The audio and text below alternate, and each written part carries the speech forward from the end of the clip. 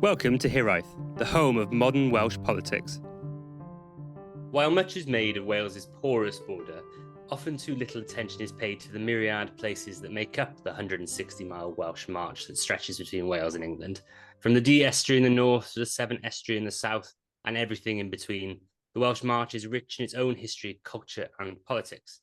As perhaps our most famous border event kicks off in Hay, home of Hiraeth member Ceri, we are joined to talk about our borderlands by Mike Parker, former Plaid Cymru candidate and author of The Greasy Poll, On the Red Hill and All the Wide Border. Hello, Mike.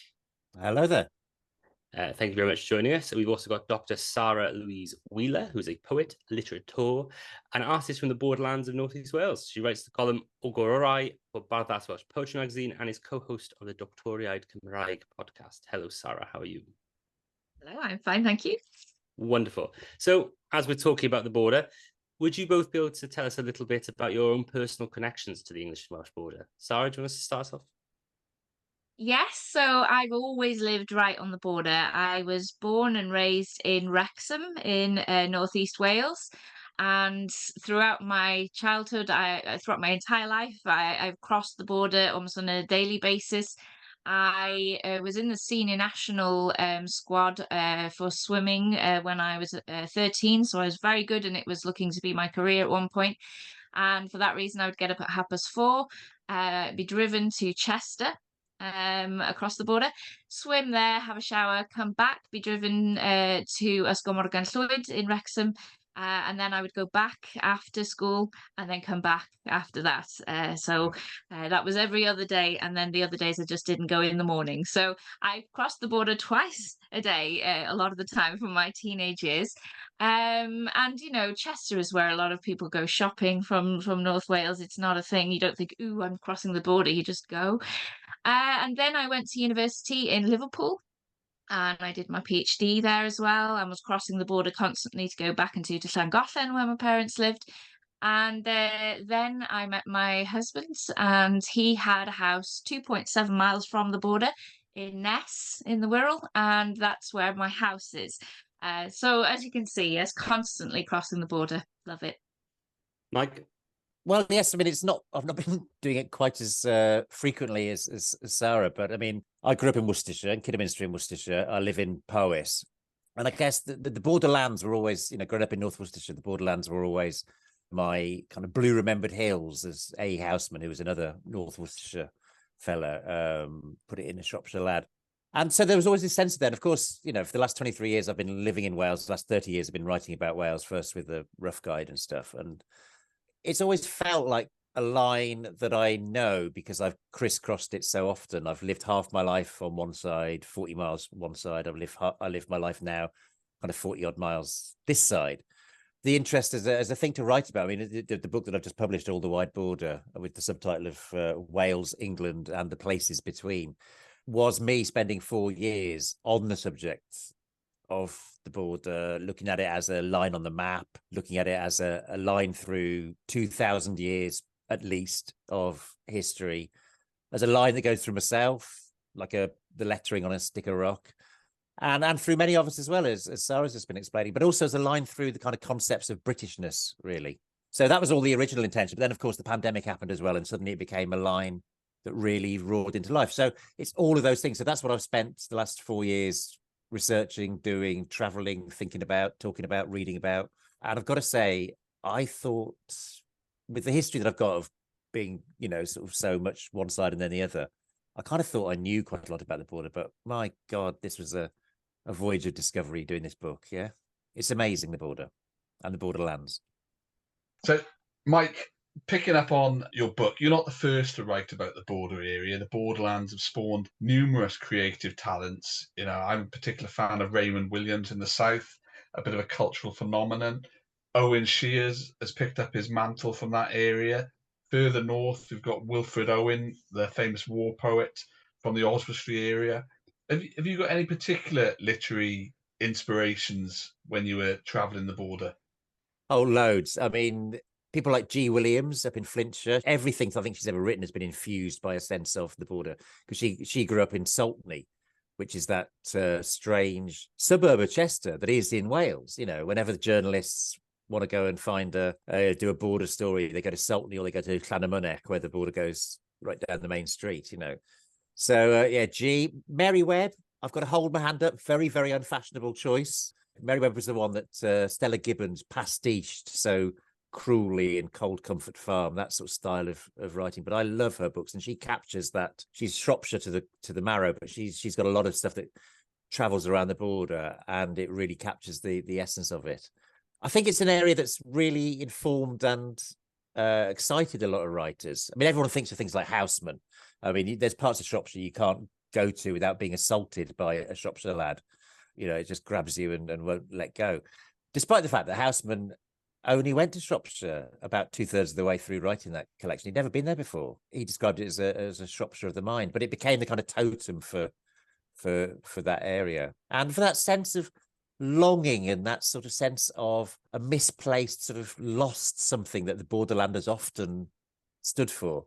And that's very much in a Shropshire Lad, and the writings of Kilvert, which, you know, Shropshire Lad became the great success story of the First World War in literature terms, and Kilvert's Diary that of the Second. So, you know, when times get tough and we're at war, or there's great recessions, or, you know, think people are in a tough time, we often reach for the literature of the borders. Amazingly, Sarah, have you got any particular favourites from the North-East or further down the border? Eddie Houston, I've just finished writing a chapter about him. He's obviously a Welsh poet from Rhos-on-Crigog. And Brian Martin Davies, obviously he moved to the Borderlands, but he was a poet who he wrote lots of things about Wrexham and Wrexham football and things like that as well. And I just to say also, while I'm thinking, I hate to be a cliche, but me and Dr. Cymraeg are going to Saltney for our next pod, because we thought that would be, because we've been doing the whole Borderland thing, so that's actually our next stop. So yeah, that's my way of sidestepping my lack of literary prowess next to Mike Parker. Of course, Mike Parker, he's one of my inspirations. I think we've all been like, borderline book, you know, the shop Cummel in Oswestry, they obviously are very delighted by your book, and they had it there when I went there to drop my book off. Trawiad Seizure. Oh, that's brilliant. No, I mean, Shop Cullum gets a mention actually in the book because, of course, I mean, I was particularly fascinated in my research in the places that are sort of, when the line was drawn in 1536, you know, it's nearly 500 years old. Of course, you know, it was probably some clerk in the Tower of London who drew the line 500 years ago. And so inevitably some places ended up on the wrong side of the line. And Oswestry is a fine example of somewhere that is so sort of emotionally, culturally, and spiritually Welsh, but it's in Shropshire. So there's a fabulous YouTube video actually worth watching when they interviewed back in 1972 when they were moving the county boundaries around, and a TV crew went to interview a load of Oswestrians to do vox pops on the streets about whether they wanted to be moved back into Wales, because that was an option. And a good half of the people they spoke to thought that the place already was in Wales. See, that's the thing, though, isn't it? About being on the border, there's loads of places that I thought were in Wales because they just felt that they were. And then other places it never really occurred to me to think were they in Wales or not. I've done a lot more thinking about Wales and England as an adult than I did as a child. It was all very fluid. It was just we're from the borders. If we pick up on the border there, Oswestry is a really interesting part of that kind of March area. And, you know, you mentioned 1536, Mike, but the March, as it once was, went far way into England, and it's a very nebulous kind of area. And it's only really with modern kind of borders and administrative lines, and it was that 1536 one which really put something in place that the border's been settled. But they really are kind of quite a complex issue, and it's probably more we're looking at things more in a cultural vein and language and how that worked on the border. Do you think?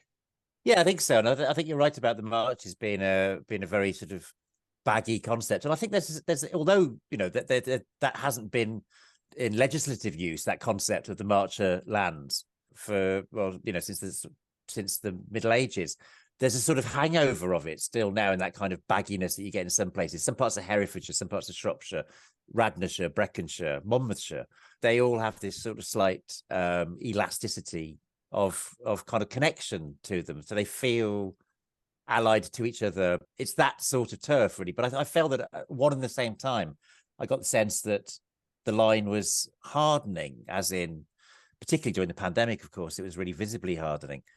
I went to interview Ben Gwalchmai, the poet who's from Welshpool, and he said, you know, he came up with a great line, which I used a lot in the book, which was the march is thinning, i.e., you know, both sides are becoming much more kind of aware of their which side of the line they're on. And I think that's true. I can really see it in places like even Hay, actually. I mean, I noticed in Hay, which has never felt terribly Welsh, but when I first went to Hay 30 years ago to do the Rough Guide, you know, all of the Welsh books in the bookshops were tucked away in the dusty back corners, you know, in the badly lit bits where you just start sneezing from contact with dust. And now the stuff's in the window. The Welsh stuff, the Celtic stuff is front stage. Likewise, Chepstow seems to be a lot more kind of Welsh now than it was when I first went there 30 years ago.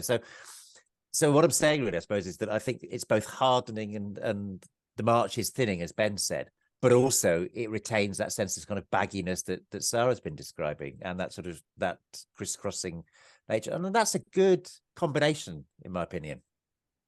I agree with that. I think that line that Ben's given you is spot on. And as initially a Welsh historian, and I looked at the march, particularly around Hay and the old kingdoms of Agynnig or Archenfield, they are changing. Although South Herefordshire still is very Welsh, but every year farms will change a name or a field will change a name. You know, we're very conscious in Wales of Anglicisation of Welsh names, but the Marches area have lost an awful lot.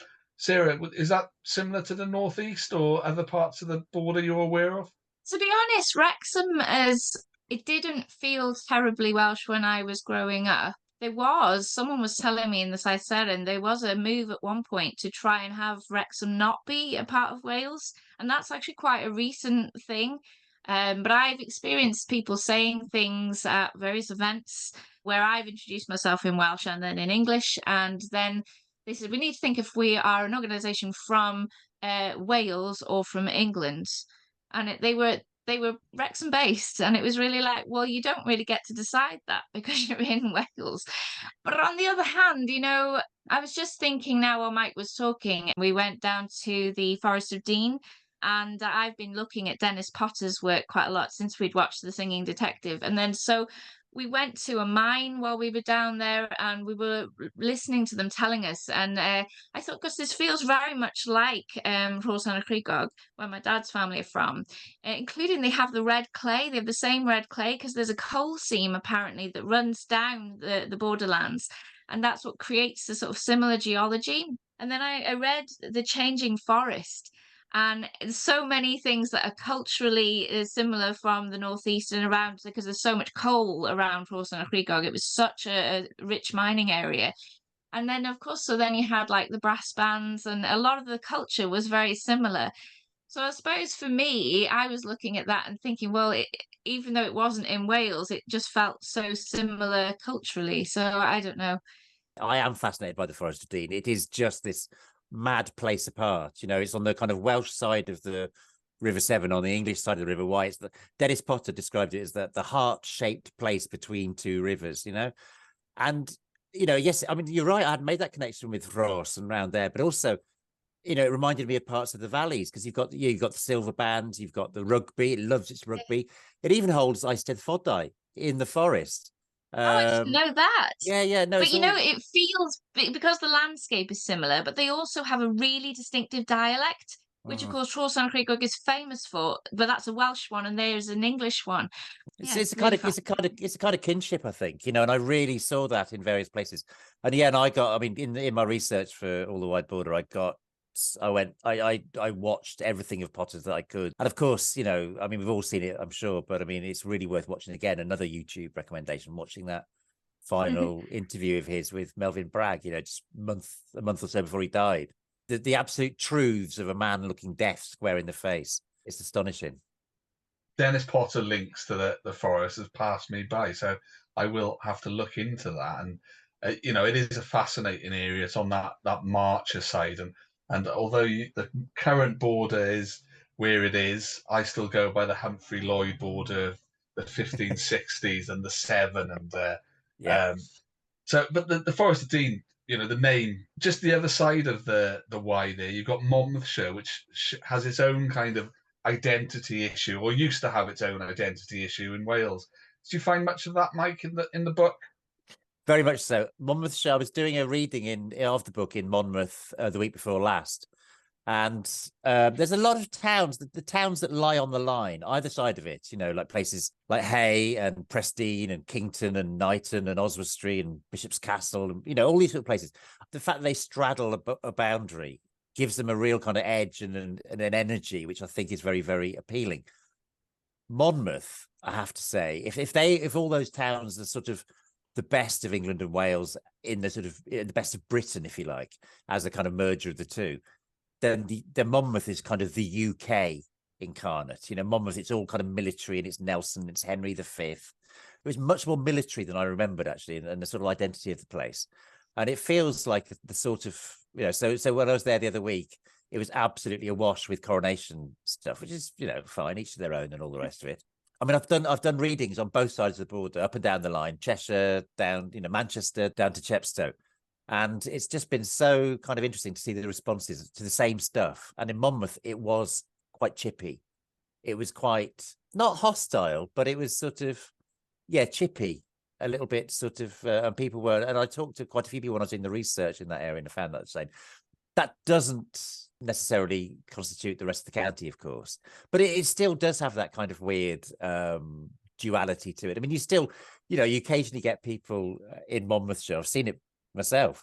There was a whole hoo-ha the other year, wasn't there, about putting bilingual signs in the village of Rockfield, and people were going and spraying the Welsh out, in a sort of weird echo of the 60s activists doing that with the English names. And that happens a lot, but only in Monmouthshire. So I think that whole history of it being, Wales and Monmouthshire, of it being neither on one side nor the other, which really was only a kind of, that was because of the court circuits. There were 4 counties in every court circuit, and sort of Monmouthshire had to be kind of landed with the Oxford court circuit. So, it was sort of a legal thing rather than a geographical thing or a political thing, but it became a sort of an identity that they still rather hold to. For better and for worse. But it's the English Democrats stood in Monmouthshire, didn't they, in one Senedd election a few years ago? I remember that much. They got about 400 votes or something. But I would love to see them canvassing around Tredegar or Ebervale or Bargoed and going, you're English, you are, Poblwch. I was listening to Mike just then talking about Dennis Potter contemplating his own death, and that line between life and death, because Eddie Houston had a poem called A Dychwel, in which he discusses what he wants to happen when he dies. And he, in fact, quoted his own poem in his will, saying he wanted his ashes scattered on the panorama in Llangollen. And there's a huge stone memorial to him there. And it's interesting, maybe tenuous, but to think, well, these are 2 great literary people from the Borderlands who both spent a lot of time contemplating their own death before dying. So that sort of borderland between life and death. I don't know. Whilst we're on the topic of life and death and borders, I think we're all fairly familiar with that famous David Cameron speech, which called Opus Dyke, the line between life and death. Wow. Did he? Yes. As well as the perception of the Welsh government's handling of the COVID pandemic being different to the English government or the UK government in England. But the border's been sort of political and legislative reality since the Sunday Closing Wales Act of 1881. But how politically significant do you think the border is in the modern day, Mike? Oh, very much so. I mean, I think, it sort of zooms in and out of focus over the centuries. I mean, it's a very long-standing thing. This thing's been there for 2,000 years at least. And I've had people saying to me, oh, it's only because of devolution or it's only because of COVID that suddenly people are talking about it. Well, no, once you start digging into the history of it, it ebbs and it flows in and out of focus. I mean, at one point, I think I compare it to an electric fence, when you put the kind of clamps on the electric fence and suddenly charge it up and it roars into life, it becomes a thing. And then you take the clamps off and it just becomes a quiet little old fence again. And I think the border is a bit like that, and obviously COVID was a time when the voltage was turned up some. But it is very much a political reality. I mean, I think it's evolving, it's changing as it always has done, and where it's going, I cannot say, but it's definitely going somewhere. We're talking about the COVID in the border. during the lockdowns, that border felt very real. And I think since the loosening restrictions, do you think we've sort of returned to a state of business as usual again now? Do you think that these countries feel less divided, or do you think there's still that air of division? I don't know if I'd call it division really, but just accepting that there's different different jurisdictions, you know. And I know I don't think it's gone back to normal, and I don't think it's going to go back to normal. I think that was a sort of an epochal defining change, actually. And there's a lot of sort of backtracking from the lessons of the pandemic now. I mean, I think a lot of people are in a state of denial, if I'm honest, and don't want to think about it very much. I think it changed everything, you know, and it made a lot of people think hard about which side of the line they were on, or which side of the line they wanted to be on. And I was doing a reading last night in Church Stretton, a nice little Shropshire, quite wealthy, quite a lot of people who've moved there for their lovely walking and you know, by the Longmynd and all this kind of stuff. And I was talking about this last night and just said to the people there that, you know, and there was great agreement amongst a lot of the English audience there, you know, that, you know, saying that the Welsh government, for all the mistakes they undoubtedly made, top of which is not having a blinking inquiry into what they did. You know, I was so much happier to be on this side of the line during the pandemic than I was on the other side of the line. There was no suitcases of booze being wheeled into Cathays Park, you know, and that really got a response in this Shropshire audience last night. And people saying, yes, we were quite jealous of what seemed to be a much more considerate, that was the word somebody used last night, considerate. People in Wales seemed to be more considerate towards each other during the pandemic, and that had been noticed in Church Stretton. I'm intrigued on your opinion of this, Sarah, because obviously one of the biggest contentious issues we saw on the border during the pandemic was the fact that when England went out of lockdown, but Chester FC's football stadium was technically in Wales. That was hilarious. They were basically not able to play. And this sort of boils down to the question of tensions. Do you think that whether that be between people living in Wales and people living in England, that border became an issue of a point of tension on either side, just because people started to see realize the slight differences between those two countries that they may never have seen before? So whether that be someone in England wondering why the Welsh were so cautious, or someone in Wales going, you know, what's going on over there? Why does everything feel so not unsafe, or what have you? People used it to back up their own arguments and their own sort of general viewpoints on stuff. So, I mean, the Chester football ground thing was hilarious because the person who owned it was actually trying to get them to move the border at one point. They asked, could we not move the border? But the whole point of building their stadium on the border, as I understand it, was so that they could have cheaper taxes, because obviously Flintshire had much cheaper taxes than Chester. Chester is a very affluent area. Flintshire traditionally has not been. But I live in the Wirral here, and you would not believe how many people have a little house in Anglesey or in Porthmadog. And the amount of people, I spoke to people, you know, people who I see on my daily walk, I go power walking, and like they were so kind of bitter that they couldn't go to their little house in Anglesey. And they were framing it as people being anti-English. And they were saying like, but I spent 70% of my time there. And so they were obviously they obviously thought I was good because they know I'm Welsh as well. So they were trying to go down the route about holiday homes. And it made me so mad because it was like, it's not about that. It's about infection control. What are you thinking? Of course you can't go to your little holiday home. You know, you've got a beautiful home here in Wirral. It's not like you're living in a slum. It's just that you happen to have two beautiful, gorgeous, very expensive homes. You know, it basically just intensified what already was in their very prejudiced minds about why Welsh people might not want them to cross the border during a pandemic, for heaven's sake. But here's a sort of more jovial thing. When I was doing the Wales Coastal Path stuff, I bought the books. And the first few pages, you learn that essentially the Wales Coastal Path begins in Chester. That's how you access the beginning of the Wales Coastal Path. It's actually where the D is in Chester. And that's, so you have to go into Chester to get to the source of the Wales Coastal Path, which was obviously a tempting idea for me. I thought that's one of the things I'll write about. And I have got a poem coming out with Arachne Press about the source of the Wales Coastal Path and finding the Wales Coastal Path by walking through the sandstone city with all the Latin and things and all the sort of echoes of Roman times, and then getting to the beginning of the Wales Coastal Path, which is a massive letdown, I must tell you. I'm sure they've made a lot more efforts in other bits. They don't even have a proper sign. It actually is still the D Coastal Path, and it will be finished in 2015, I think it says. And it's just like, right. And then you toddle along the little strip of tarmac and all the sort of post-industrial, like really strong smell of, and the water's very cloudy.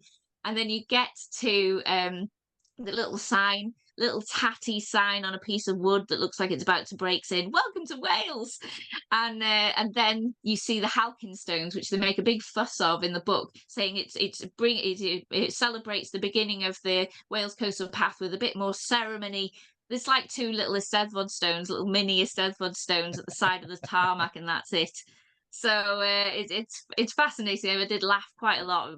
I was walking along there with my husband, and he was saying, "You've picked the least interesting part of the Wales Coastal Path. There's these bits over here that got all these fabulous birds and by Flint Castle." And I was like, but I'm from the North-East, and I feel like I really should, this is what I want to do. And obviously it's connected to the River Dee, goes right the way around Wrexham, if you see. So it's always been, everywhere I go, it's always been near me. So I wanted to do that bit, but that has been quite amusing. The Wales Coastal Path starts in Wrexham, in Chester. I think that's my line in the book, is that it's the beginning of the Wales Coastal Path there, because it's ruler straight, just recedes into distance. It's tarmac, has all the charisma of an airport travelator. It sounds like we need to do a pod on the coastal path. I don't know if you're walking that soon, Mike. And while we're still talking on the border, Mike, in your book, you do say that Offa's Dyke looms far larger on the emotional horizon for the Welsh than it does the English. Can you talk us through what you meant by that? Well, it was Emmet Humphreys, wasn't it, that said in the Taliesin tradition, said that the Offa's Dyke kind of inculcates a bit of a siege mentality in Wales, and I think that's probably true. It's old enough and venerable enough to act as to make people feel like, yes, this is a real border, and yes, you can see it, and there's this 1400-year-old earthwork that shows just how definite it is. But at the same time, it kind of does act as a bit of a pen, penning us in. And of course, from the other side, from the English side, it's just one border of many.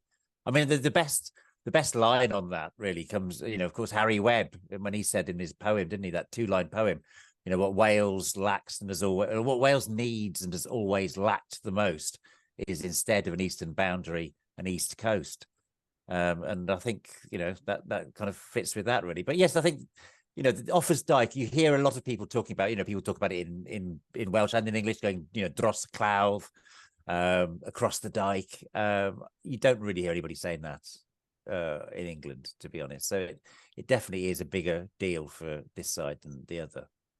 Yeah, the dike annoys me no end, because the Offa's Dyke path goes through Hay. Yeah, and people assume the path is the border, but it's not. Offa's Dyke actually goes a lot further to the east in Herefordshire, and the border was the Y for much of southern Wales. But there's this idea that the Offa's Dyke path, which is well inside Wales, is the traditional border, but it's not. But Sarah, the path, I don't know it so far further north, but it goes into Flintshire, so it's in not the path, the actual dike is inside Wales, isn't it? Is what I just asked Mike about, that kind of emotional view towards the border stronger in Wales. Is that something you recognise for the North-East? We were discussing before, and we began that obviously I went to Ysgol Morgan Llwyd and Ysgol Bod Hyfryd, and being in a Welsh language school in the Borderlands, there was a constant being reminded of the Welsh language being, under threat, and what are you going to do to support the Welsh language? And to the point where you kind of felt this huge responsibility. There's a great poem called Astyd, and it's Astyd yw'r Cymro sy'n siarad Cymraeg yng Nghymru. So the Welsh person who speaks Welsh in Wales is an exile, and like that resonated with us, like growing up there, because you constantly felt you had this responsibility for the Welsh language and such. And so maybe, but on the other hand, as I was saying, like, you know, we were supporting the World Cup, the English team, when the year when Gary Lineker and Gazza and all them were playing, and we did a project at school about the World Cup, and I can't quite marry those two things. I don't know what was really going on. Do you think that would happen now, Sarah? Do you think, you know, in your old school now they'd be doing? I can't imagine that it would really. Yeah, I wouldn't have thought so. But then again, what I think is most of my experience are marred by confusion, confliction, sort of like things that don't quite make sense. And that's a part of that borderland experience, you know, in some things very, very Welsh, in others not at all. And certainly, you know, I read some things about Cymru. I keep being told that's not how Cymru would say it. And I'm like, what are we in the borderlands then? What are we in Wrexham if we're not Cymru? You know, I'm a Welsh speaker, my family are Welsh speakers, but apparently I don't say things the way Cymru would say them. So it's kind of like feeling Welsh, but not Welsh enough.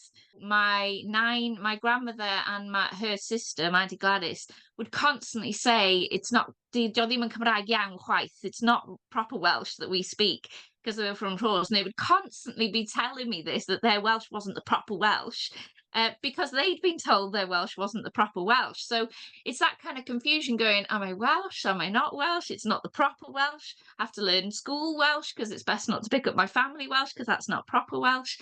And my mum was even challenged in, she learnt Welsh in Caertrefydd College because she'd married a Welsh speaker.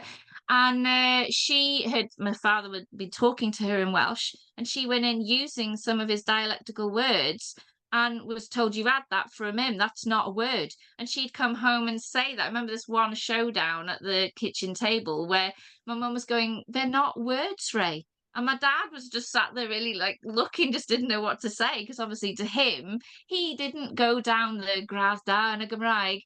He didn't go down the sort of really Welsh route and things. He always worked in England because he worked with computers and things like that, and he travelled a lot.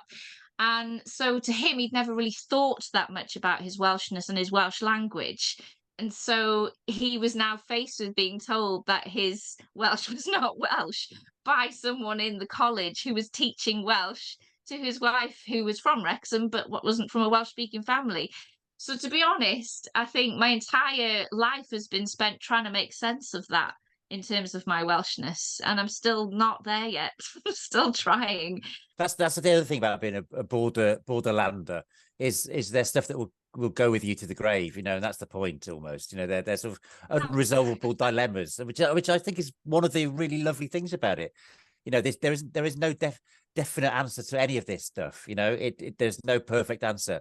It's about ambiguity and nuance and contradiction, and that's the thing to be celebrated. Thank you both so much for coming on the show this evening. Before we go, I've got one last question, if that's okay. Mike, at one point in your latest book, you talk about the concept of political turf wars between England and Wales and how these seem to have only intensified since the advent of devolution. Can you ever envisage an end to these? Do you think they're just as natural as siblings fighting each other, and if they must come into an end, how do you envisage that happening?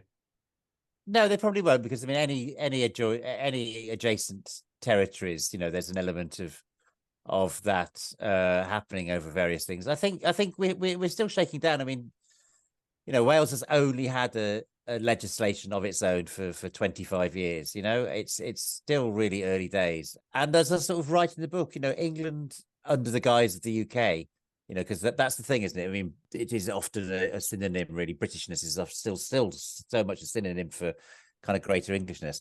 You know, England does have to kind of get over itself in this regard, you know, and I think that's a long way to go yet. But I think it's shaking down nicely. I was very encouraged by what I saw from the people on the border, a very pragmatic, a very accommodating sense of where they were, which side of the line, and more accommodating on the English side of the line towards Welsh devolution than I was generally anticipating, if I'm honest. So yeah, I'm quite optimistic, actually. I think that things are moving in some quite interesting directions. Zara, politically, do you think that England and Wales are destined to exist forever as sort of battling siblings? My views have changed a lot on this, quite a lot really, since I was younger, because I was 18 when they had the referendum. So I was legally able to vote, but wasn't really quite sure what was going on. It wasn't very clear, and I spent a lot of time. I ended up doing my dissertation, undergraduate dissertation, on the drowning of the Tryweryn Valley and the rise of nationalism in Wales, culminating in the call for devolution after something I had read in David Wigley's autobiography, and I interviewed him for my dissertation. And he later came to Liverpool as part of like an ongoing thing with Liverpool City Council about that. I don't know, because I very much saw it as a sort of language and identity issue back then. As a Welsh speaker, of course, having gone through the schooling system, I felt like, oh, this will be a good thing because it'll protect the Welsh language. And I looked into all of the stuff around Gwynfor Evans and things in the past. Whereas it's so much more complicated than that, isn't it? And then it depends who's in power in the Senedd and such, as to what then they will actually implement, particularly with regard to the Welsh language. And then some of the stuff at the moment around like wanting to turn all the schools into Welsh medium, and the fact that Drakeford isn't going down that line, and I agree with him, because I think that certainly wouldn't wash in Wrexham. So I don't know. It's such a complicated issue now in my mind. Perhaps Mike is again further along the line in terms of his understanding there, but I feel really quite conflicted about it now. Where before I was very sure, now I'm not so sure. I think it's and our sense of identity and things is changing all the time. And obviously now I live in England. Yeah, I definitely think it would be an awful shame if the Welsh language were to die out because we now stop defending it or stop trying to keep it alive and revitalize and such. But whether political changes are necessarily the way for that to go, we may very well have reached a crossroads now, I think, where there are very many different means. So even people like me and Stephen, who have very little social capital at the beginning of our lives, are able to influence things by just creating a podcast and sharing our views and things like that, and speaking in Welsh. I mean, he's completely self-made. He's written so many books that are helping people learn Welsh, and you think maybe my energies are going to be more into that rather than the sort of bigger picture and people influencing at the top, I guess. Well, thank you both so much for coming on this evening. If people want to hear more from you, well, one, where can they get your books? And two, where can they find you on Twitter? Mike? Twitter and Instagram, I'm at Mike Parker Wales. No gaps or slashes or dashes. mikeparker.org.uk website, and books available at all good bookshops and a few crap ones as well. There's no such thing as a crap bookshop. They're all fabulous. Anywhere that has books. You can find me at Seren Siwenna. So Seren is the Welsh word for star, and then Siwenna is the unfashionable planet in Asimov's Foundation. There's no gaps or dashes in that, and that's Twitter and Instagram.